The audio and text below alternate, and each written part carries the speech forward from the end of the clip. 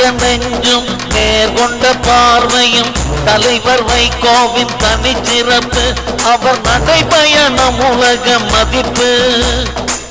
நிமிர்ந்த நெஞ்சும் நேர்கொண்ட பார்வையும் தலைவர் வைகோவின் தனிச்சிறப்பு. அவர் நடைபயணம் உலக மதிப்பு. முடியாது என்பதை முடிப்பார் வைகோ, முற்றுகையிட்டு தடை தகர்ப்பார். முடியாது என்பதை முடிப்பார் வைகோ, முற்றுகையிட்டு தடை தகர்ப்பார்.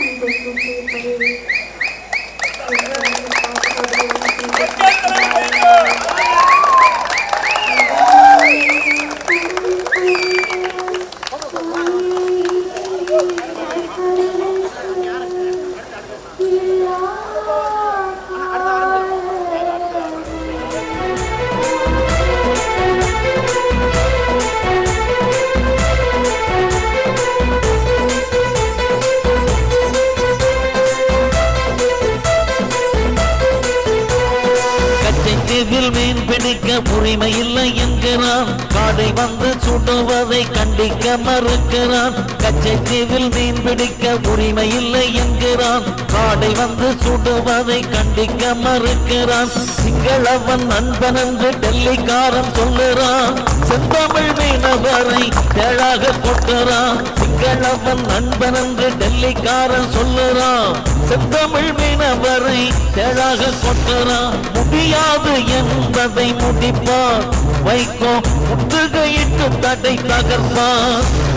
முடியாது என்பதை முடிப்பார் வைகோ, முற்றுகையிட்டு தடை தகர்ப்பார்.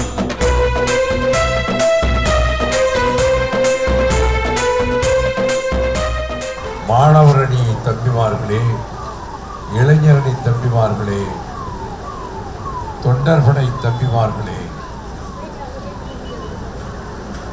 மறுமலர்ச்சி திராவிட முன்னேற்ற கழகத்தின் துணை பொதுச் செயலாளர் என் ஆர்வீர் இளவல் திருமலாபுரம் ராஜேந்திரன் அவர்களே, இந்த இடத்தில் பாத்திமா நகரில் தட்டுங்கள் திறக்கப்படும், கேளுங்கள் கொடுக்கப்படும், தேடுங்கள் கண்டடைவீர்கள் என்ற உபதேச மொழிகளை தந்த இரட்சகர் இயேசு கிறிஸ்துவின் ஆயமாக அமைந்திருக்கக்கூடிய இந்த தேவாலயத்தில் நம்முடைய தம்பிமார்கள் தங்குவதற்கும் இடம் கொடுத்து நேற்று மாலையில் நம்மை பாச மலர்தூவி வரவேற்று பயணத்தின் நோக்கம் வெற்றி பெற வேண்டும் என்றும் பங்கேற்றிருக்கக்கூடிய அனைவருக்கும் நல்ல உடல் நலம் மேலோங்க வேண்டும் என்றும் இந்து, முஸ்லிம், கிறிஸ்தவர், சீக்கியர் என்ற மத வேறுபாடின்றி யாதும் ஒரே யாவரும் கேளீர் என்ற தமிழ் நெறிக்கொப்ப பிறப்புக்கும் எல்லா உயிர்க்கும் என்ற குரல் நெறிக்கு இணங்க தமிழ்நாட்டில் அனைவரும் ஒருவருக்கொருவர் மனிதநேயத்துடன் சகோதர வாசம் காட்டி நல்லிணக்கத்தோடு வாழ வேண்டும் என்ற குறிக்கோளை முன்னிறுத்தி நாம் மேற்கொண்டிருக்கக்கூடிய நடைபயணத்தினுடைய நோக்கத்தையும் அவர்கள் எடுத்து கூறினார்கள். எகிப்திலே இருந்து அடிமை சங்கிலிகளிலே ஆயிரக்கணக்கான ஆண்டுகளாக பூட்டப்பட்டிருந்த இஸ்ரவேலர்களை அங்கிருந்து பார்வோனிடமே நாங்கள் வெளியேறி செல்லுகிறோம் என கூறி அந்த லட்சக்கணக்கான மக்களை, ஆடவர், பெண்டீர், வயது முதிர்ந்தோர், பச்சிளம் குழந்தைகள் என அனைவரையும் மோசஸ் 10 கட்டளைகளை தந்த மோசஸ் கானான் தேசம் நோக்கி வழிநடத்தி செல்லுகிற போது செங்கடல் கரையிலே அவர்கள் நிற்கின்ற வேளையில் பார்வோனுடைய ஒரே பிள்ளை மரணத்தின் வாயிலே இழையோடிக் கொண்டிருந்த காரணத்தால் பார்வோன் தன்னுடைய யுத்தத்துக்கு செல்லுகிற ரதங்களை வரவழைத்து death to the slaves, death to the Hebrews என்று கட்டளையிட்டவாறு அவர்களை அழைத்து வந்த வேளையில் மோசேயின் தலைமையில் வந்தவர்களிலே குழப்பம் விளைவித்துக் கொண்டிருந்த ஒருவன் தொடக்கத்தில் இருந்து, பாருங்கள், நாம் இஸ்ரேலிலே அரைப்பட்டினியாக கிடந்து உயிரோடு இருந்திருக்கலாம், இப்பொழுது நம்மை அழித்து கொள்ளுவதற்கு பார்வோன் ரத படையோடு வருகிறான், இந்த மோசஸின் பின்னாலே வந்து நாம் எல்லோரும் அழியப் போகிறோம் என்று அந்த கூட்டத்திற்கிடையிலே குழப்பத்தை ஏற்படுத்த முனைந்த போது மோசஸ் அந்த கடல் கரையினுடைய எல்லையில் நின்றவாறு வானத்திலே குவிந்து வந்த மேகங்களை பார்த்து 2 கைகளையும் விரித்தவாறு எம் மக்களையும் எங்களை காப்பதற்கு அருள் தாருங்கள் என்று ஆண்டவரிடத்திலே வேண்ட அந்த செங்கடல் 2ஆக பிளந்தது. அக்னி ஸ்தம்பம் முன்னாலே அவர்களுக்கு முன்னாலே வழிநடத்தி சென்றது. அனைவரும் பிளக்கப்பட்ட கடல் தரை வழியாக நடந்து மறுகரை ஏறுகிற போது இக்கரைக்கு பார்வோன் தன் படையோடு வந்து சேர்ந்து விட்டான். பார்வோனுடைய படைகள் உள்ளே நுழைந்தன, குதிரைப்படை ரதங்கள். பாதி தொலை வந்தவுடன் கடலின் 2 பகுதிகளும் மீண்டும் ஒன்றாக சேர்ந்து அனைவரையும் அழித்து போட்டன. பார்வோன் ஒருவன் மட்டும் மிஞ்சியவனாக தன்னுடைய எகிப்து அரண்மனைக்கு சென்ற போது அவனிடத்தில் மோசஸின் ரத்தம் உன் உடைவாளிலே வடித்திருக்கிறதா என்று அவள் கேட்க, அவன் தன் மனம் திறந்து மோசஸுக்கு அவன் ஆண்டவன் என்று கூறியவாறு அவன் குழந்தை இறந்து கிடந்தது அந்த இடத்திலே. இது 10 கட்டளைகளிலே 10 கமாண்ட்மெண்ட்ஸ் 10 கட்டளைகள் என்ற திரைப்படத்தில் அதை தத்ரூபமாக காட்டியிருப்பார். நான் இங்கே திரண்டிருக்கக்கூடிய கிறிஸ்தவ பெருமக்களுக்கும் சொல்வேன், பிளாத்து சபையிலே கர்த்தராகிய இயேசு கிறிஸ்துவை கொண்டு போய் நிறுத்தி இவன் தன்னைத்தானே ராஜா என்று அழைத்துக் கொள்கிறான், எனவே மதத்வேஷம் பேசுகிறான், இவனுக்கு உரிய தண்டனையை நீங்கள் கொடுக்க வேண்டும் என்று சொன்ன போது பிலாத்துவின் மனைவி, இந்த மனிதன் மிக நல்ல மனிதன், இவனுக்கு எதுவும் நீங்கள் துன்பம் கொடுத்து விடாதீர்கள் என்று அவனிடத்திலே சொல்லி அனுப்புவார்.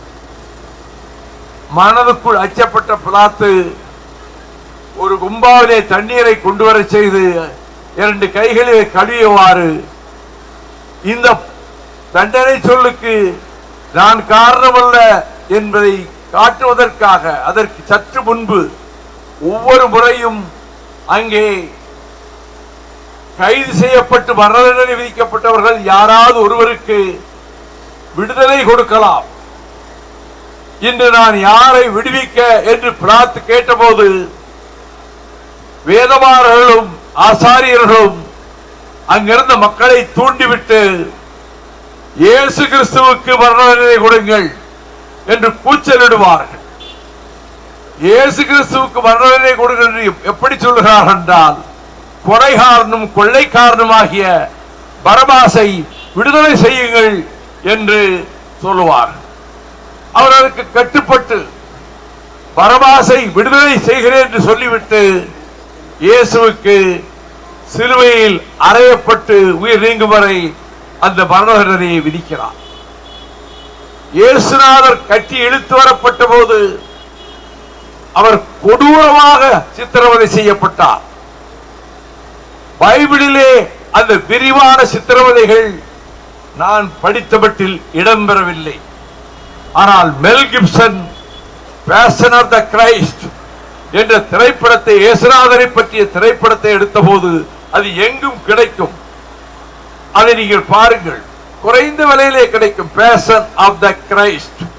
அதில் அவர் உடலை சித்திரவதை செய்து முள் ஆணிகள் பொருத்தப்பட்ட சவுக்காலை அடித்து உடம்பெல்லாம் இருந்து ரத்தம் வடிய வடிய வடிய தரையிலே போட்டு இழுத்துக்கொண்டே போய் சித்திரவதை செய்கிற காட்சியை அவர் படம் பிடித்திருந்தார்.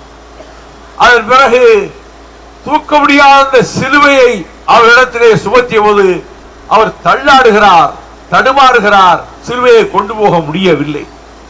அப்பொழுது ஒருவர் வந்ததை இன்னொரு ஒரு அடிமை அவரே அந்த சிலுவையை நீ சேர்ந்து சுமத்துள் என்று சொல்லுவார்கள். இது இந்த திரைப்படத்திலே வருவதெல்லாம் உண்மை அல்ல.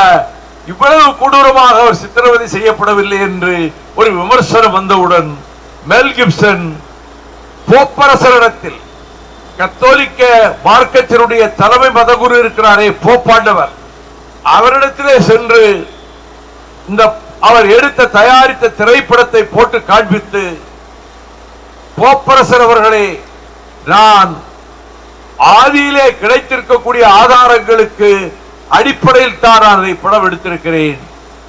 நான் அதற்கு மாறாக கற்பனையாக இதை செய்திருக்கிறேனா நீங்கள் கூறுங்கள் என்றவுடன் போப்பாண்டவர் சொன்னார், நீ படம் எடுத்திருக்கிற விதத்தில் தான் இயேசுநாதர் சித்திரவதை செய்யப்பட்டார், கொடூரமான சித்திரவதை, அது நீ சரியாகத்தான் எடுத்திருக்கிறாய் என்று கூறிவிட்டார். கொண்டு போய் கொல்கதாவிலே கல்வாரியிலே சிலுவையில் அவரது 2 கைகளுக்கும் 2 கால்களை இணைத்தும் நெற்றியிலும் ஆணியால் அடித்து அந்த சிலுவையை தூக்குகிறார்கள்.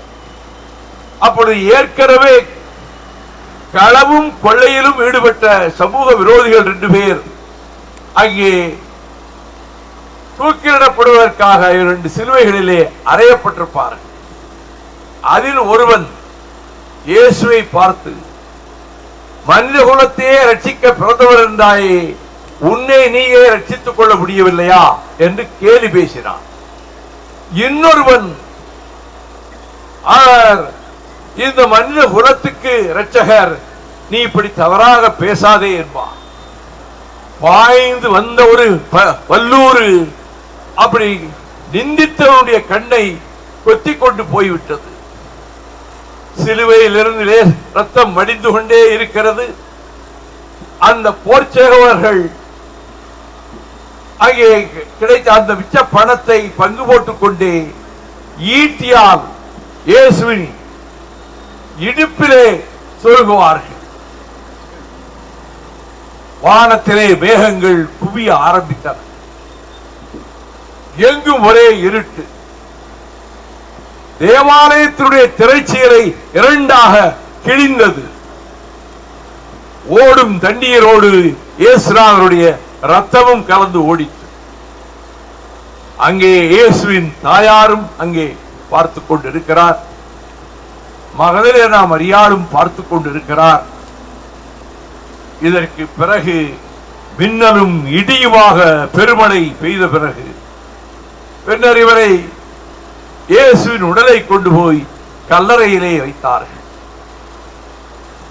3ஆம் நாள் யோசேப்பு அந்த கல்லறைக்குள் இருக்கக்கூடிய இயேசுவின் உடலை கொண்டு போய் மீண்டும் அடக்கம் செய்ய நினைத்த போது அங்கே இயேசு இல்லை.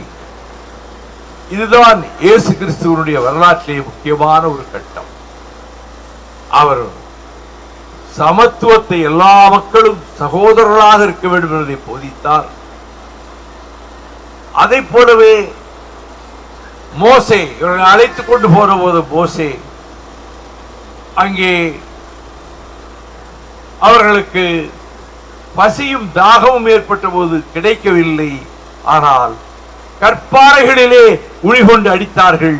தண்ணீர் சீறி கொண்டு வந்தது. அந்த தண்ணீரை பருகினார்கள். மன்னாக்கள் வந்து கிடைத்தர மன்னாக்களை புசிப்பதற்கு கொடுத்தார்கள். அப்பொழுது அவருக்கு அருள் ஜோதியாக வெளிச்சம் அங்கே வந்து 10 கட்டளைகளை சொல்லிற்று. திருடாதே, பொய் சொல்லாதே, பிறன் மனை நோக்காதே, விபச்சாரம் செய்யாதே, இப்படிப்பட்ட 10 கட்டளைகள். அந்த 10 கட்டளை சொல்களையும் தானாக தீ பொறிகளாலே பொறிக்கப்பட்ட அந்த 10 கட்டளை கற்பனைகளை எடுத்துக்கொண்டு போகிற போது அங்கே ஏற்கனவே குழப்பமாகி தங்கத்திலேயே ஒரு பசுமாதிரி ஒரு சொரூபத்தை படைத்து அதை கும்பிடுகிற அந்த குழப்பவாதி சொல்ல, இந்த வேளையில் அந்த இடத்துக்கு வந்த மோசஸ் கையிலே கொண்டு வந்திருந்த 10 கட்டளை பலகைகளை வீசுவார். இதில் என்ன முக்கியமாக கவனிக்க வேண்டியது என்றால், கடைசியில் கானான் தேசத்துக்கு மோசஸ் போகவில்லை. அவருடைய இன்னொருத்தர் ஆரோன் தொடக்கத்திலிருந்து உடன் இருந்தவர். அவன்தான் அவரை அழைத்துக் கொண்டு போய் அந்த கானான் தேசத்துக்கு கொண்டு போய் விடுவார். அந்த கர்த்தராகிய இயேசு கிறிஸ்துவினுடைய நற்போதனைகளை சொல்லி இந்த பகுதியிலே தொழுநோயால் பாதிக்கப்பட்டவர்களுக்கு இங்கே ஒரு மருந்தகம் இருக்கிறது. அங்கே சேவை நடக்கிறது. தொழுநோயால் பாதிக்கப்பட்டவர்கள், உடல் ஊனமுற்றவர்கள், இவர்களுக்கெல்லாம் பாத்திமா நகரிலே மனிதாபிமான காருண்ய சேவை நடைபெறுகிறது. நாம் நம்முடைய நடைபயணத்தில் 2ஆம் நாளில் பாத்திமா நகரில் இந்த புனித தேவாலயத்திலே நாம் தங்குவதற்கும் நம்முடைய அருள் தந்தை மைக்கேல் ஜோ அவர்கள் நேற்றைக்கு உபதேச மொழிகளை சொல்லுவதற்கும் நல்லதோர் சந்தர்ப்பம் நமக்கு கிடைத்தது. அதற்கு நான் நன்றி தெரிவித்துக் கொள்கிறேன். அடுத்து ஒரு துக்கமான செய்தி. 1964 அதற்கு ஓராண்டுக்கு முன்பு 63 இந்திய ஆதிக்கத்தை இங்கே உள்ளே அனுமதிக்க கூடாது என்று பேரறிஞர் அண்ணா அவர்களும் கலைஞர் அவர்களும் திராவிட முன்னேற்ற கழகமும் போராடி கொண்டிருந்த காலத்தில் சட்டக்கல்லூரியிலே எல் கணேசன் படித்துக் கொண்டிருந்தார். ராஜாஜியையும் அழைத்தார்கள். ஆட்சி மொழி கருத்தரங்கு நடந்தது. அந்த கருத்தரங்கிலே அண்ணன் எல் கணேசன், ராஜாஜி அவர்கள் முன்பு இந்தியை திணித்தார்களே, இப்பொழுது அவர் முழுமூச்சாக அதை எதிர்க்கிறாரா இல்லையா, அவர் எனக்கு பதில் சொல்ல வேண்டும் என்று பேசி அமர்ந்து விட்டார். ராஜாஜி அவர்கள், நான் ஒரு காலத்தில் 38 இந்தி வேண்டும் என்று சொல்ல வந்தார். என் கருத்தை இப்பொழுது மாற்றிக் கொண்டு விட்டேன். இந்தியாவின் ஒற்றுமையை இந்தி பாதுகாக்காது. இந்தி திணிப்பை எதிர்க்கிறேன். ஆங்கிலமே வேண்டும் என்று அவர் பேசினார். அப்படி பேச வைத்தவர் தான் எல் கணேசன். 1964 ஆகஸ்ட் 21 வடசென்னையில் இருக்க கோகலே மண்டபத்தில் பேரறிஞர் அண்ணா அவர்கள் வந்து இந்தி ஆதிக்க எதிர்ப்பு கருத்தரங்கத்திலே பேச வந்தார். நான் மாநில கல்லூரி பொருளாதார MA-யின் முதலாண்டு மாணவன், கல்லூரி சொற்பொழிவாளராக தேர்ந்தெடுக்கப்பட்டவன். நான் அந்த அரங்கத்திலே அண்ணா அவர்களுக்கு முன்னால் நான் பேசினேன். பேசி அண்ணா அவர்கள் அருமையாக பேசி முடித்துவிட்டு நுங்கம்பாக்கம் தன்னுடைய எளிய வீட்டுக்கு போனார். அண்ணன் எல் கணேசன் அண்ணன் சீனிவாசரும் என்னை நுங்கம்பாக்கத்துக்கு அழைத்துக் கொண்டு போனார்கள். அண்ணாவிடத்திலே இவன் மாநில கல்லூரியிலே 1ஆம் ஆண்டு படிக்கிறான் அறிமுகம் செய்து வைத்தார்கள். நீ எந்த ஊர் என்று கேட்டார். நான் ஊரின் கலிங்கப்பட்டியின் பெயரையும் சொன்னேன். நீ இன்று நன்றாக பேசினாய் என்று பாராட்டினார். நான் திராவிட முன்னேற்ற கழகத்தின் மாணவர் திராவிட முன்னேற்ற கழகத்தில் திமுகவில் அப்பொழுது நான் உறுப்பினராக சேர்ந்தேன். 1964 ஆகஸ்ட் 21 இது 2026 ஜனவரி 4ஆம் தேதி. 62 ஆண்டுகள் என்னுடைய பொது வாழ்க்கை பயணம் நடந்துவிட்டது. 62 ஆண்டுகள் முடிந்து வருகிற செப்டம்பரில் நான் 83வது வயதில் காலெடுத்து வைக்கப் போகிறேன். என்னோடு வந்திருக்கக்கூடிய தம்பிமார்களுக்கு உள்ள சிரமங்களுக்கு பொறுத்துக் கொள்ள வேண்டும். சிரமங்கள் இருந்தாலும் அதை பொருட்படுத்தாமல் புன்னகையோடு மலர்ந்த முகத்தோடு உற்சாகமாக நீங்கள் நடந்து வருவதை பார்க்கிற போது நான் எடுத்த காரியம் வெற்றி பெற்றுவிடும்.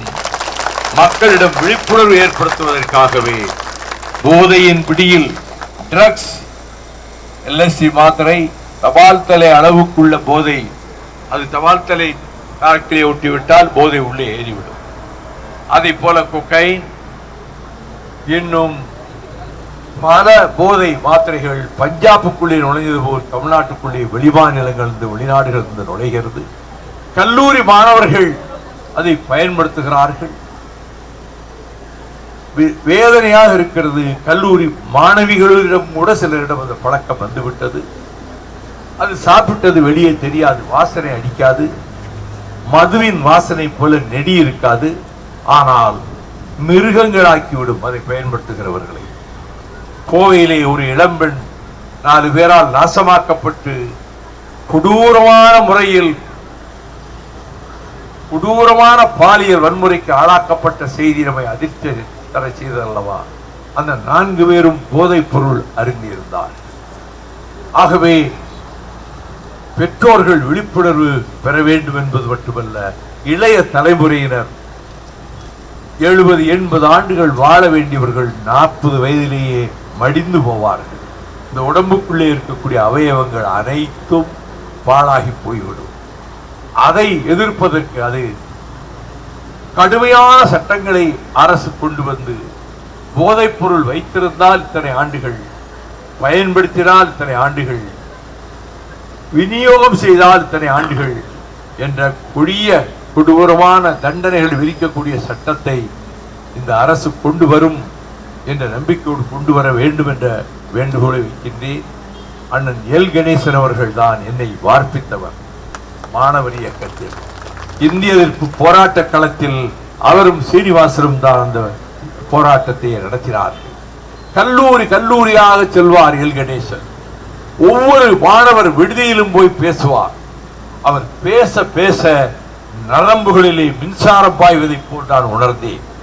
தினந்தோறும் என் அறைக்கு வருவார். மெரினா கடற்கரையிலே போய் மணிக்கணக்காக பேசிக் கொண்டிருப்போம். நான் பல்கலைக்கழகத்திலேயே முதல் சுற்றில் முதல் மாணவனாக சொற்பொழிவு போட்டியிலே நான் வெற்றி பெற்றேன்.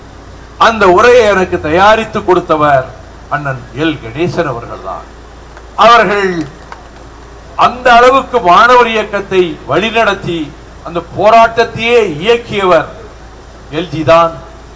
ஒரு கட்டத்துக்கு பிறகு மணப்பாறை தபால் நிலையம் போலீஸ் ஸ்டேஷன் போலீஸ் மாணவர்கள் கையில் பல இடங்களில் இந்திய ராணுவம் நுழைந்து விட்டது. ஆரணியில், பொள்ளாச்சியில், திருப்பூரில், திருச்செங்கோட்டில் துப்பாக்கிச்சூடு ராணுவம் நடத்தியது. ஆயிரக்கணக்கானவர்கள் கொல்லப்பட்டார்கள். கொங்கு மண்டலத்திலே கொல்லப்பட்டவர்களினுடைய எண்ணிக்கை தெரியக்கூடாது என்பதற்காக மதுக்கரை காடுகளிலே பெரிய பள்ளம் தோண்டி அந்த சடலங்களை உள்ளே போட்டு மேலே பெட்ரோலை ஊற்றி கொளுத்தி சாம்பலாக்கிறார்கள். இப்ப ஏற்பட்ட அந்த போராட்டம் நடைபெற்ற போது 24 மணி நேரமும் அண்ணன் எல்ஜி அவர்களோடு நான் இருந்தேன். தலைமறைவாக இருந்து இயக்கிக் கொண்டிருந்தோம். என் மூலம் நான் பத்திரிகை ஆபீஸ் அலுவலகங்களுக்கு செய்தி அனுப்புவார். நான் ஒவ்வொரு பத்திரிகை அலுவலகத்திலிருந்து செய்தியை கொடுத்து விட்டு வருவேன். அப்ப நாங்கள் 2 பேரும் தலைமறைவாக இருந்த போது ராயப்பேட்டையிலே சந்திரா லாட்ஜ் என்கிற லாட்ஜிலே போய் நாங்கள் 2 பேரும் எங்களுக்கு ஒரு அறை வேண்டும் என்று கேட்டோம்.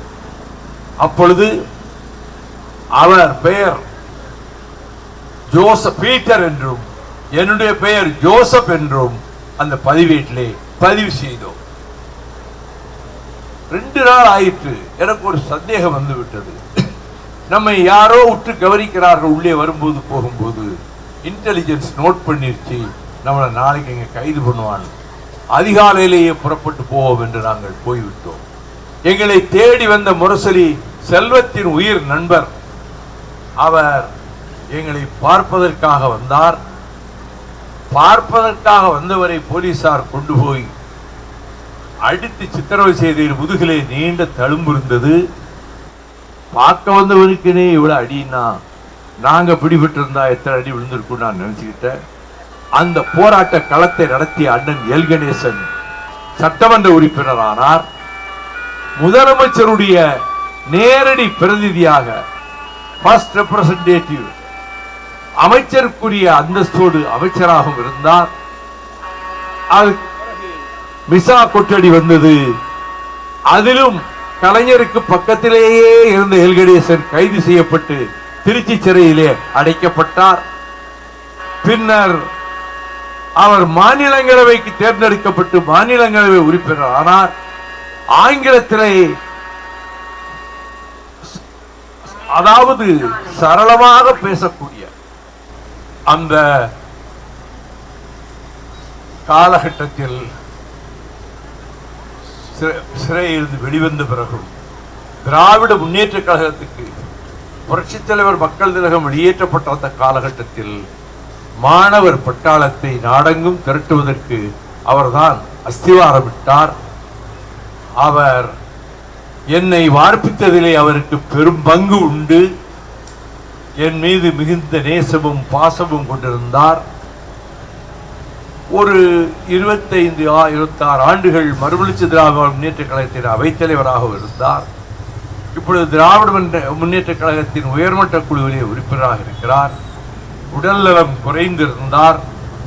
இன்று காலை பொழுது புலர்ந்தவுடன் தலையில் இடி விழுந்ததை போன்ற செய்தி, ஒளிப்போர் தளபதி அண்ணன் எல்ஜி மறைந்து விட்டார் என்ற செய்தி. நான் இந்த நடைபயணத்தை விட்டுவிட்டு அங்கே செல்ல இயலாத நிலை.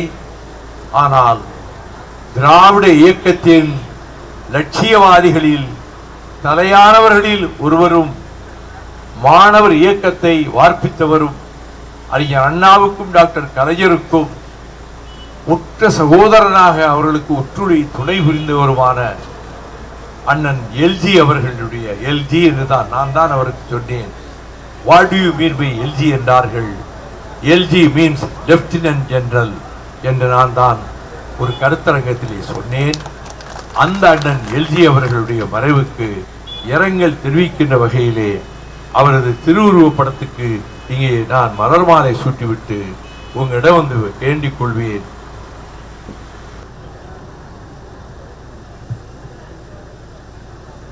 தோழர்களே, அண்ணன் எல்ஜி அவருடைய திருவுருவப் படத்துக்கு மலரஞ்சலி செலுத்தியாகிவிட்டது. அனைவரும் ஒரு நிமிடம் அவருடைய மறைவுக்கு இரங்கல் தெரிவிக்கின்ற வகையிலே மௌனம் கடைபிடிக்குமாறு அன்புடன் வேண்டுகிறேன்.